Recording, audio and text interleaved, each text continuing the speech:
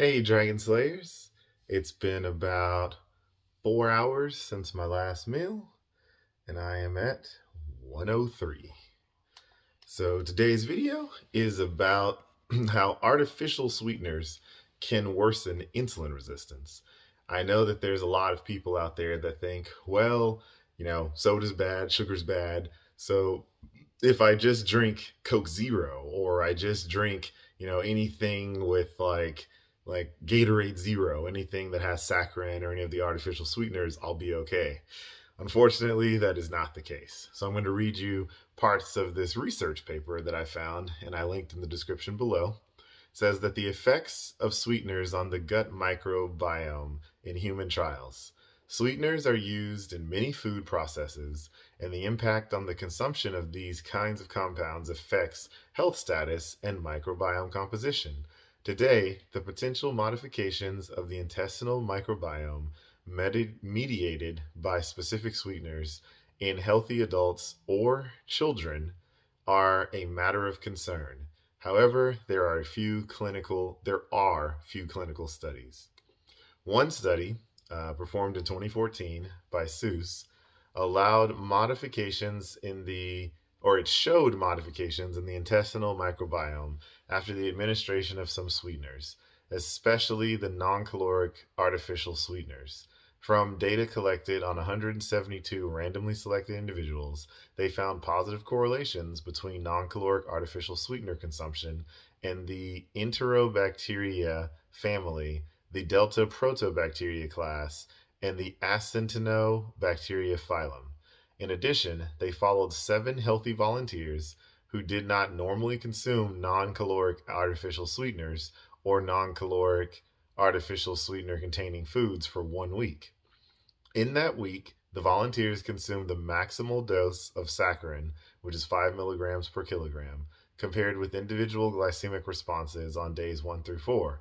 The volunteers in the non-caloric artificial sweeteners group showed decreased glycemic responses at day 5 and 7. The magnitude of the difference was greater than 30%. That is pretty significant. These findings suggested that non-caloric artificial sweetener consumption, especially saccharin, at maximum dosages, might have a negative effect on glucose tolerance through changes in the intestinal microbiome. The simple message from this study is that dietary sugar alternatives meant to stave off the risk of obesity and diabetes might actually increase the risk of those diseases. And so the conclusions of this paper, it says that growing concerns about the increased prevalence of obesity and its metabolic morbidities have led to reduced consumption of simple sugars and an increase in the intake of non-nutritive sweeteners. Thus, sweeteners, which appear as sugar alternatives, have been critically evaluated by the FDA, EFSA, and the Codex, and are considered safe and well tolerated. However, some long-term prospective studies raise concerns that the consumption of artificial sweeteners might actually contribute to the development of metabolic derangements that lead to type 2 diabetes and cardiovascular disease. In addition, there are gaps in evidence related to the effects of non-nutritive sweeteners on appetite, short-term intake, and risk of cancer with diabetes. It says the effects of sweeteners on gut microbiome have not been completely clear. With non-nutritive sweeteners, only saccharin and sucrose shift the populations of the gut microbiome.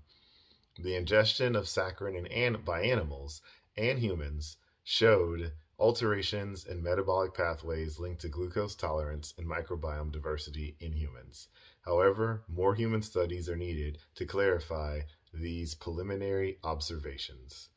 Then it talks about it goes on to talk about the effects of xylitol and other like sugar alcohols.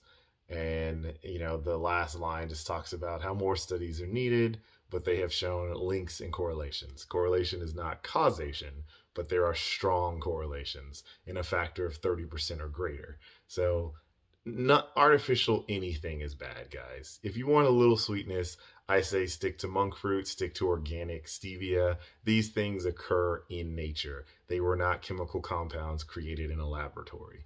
So that's what I've got for you guys today. And remember that together, you and I will slay the dreaded diabetes dragon.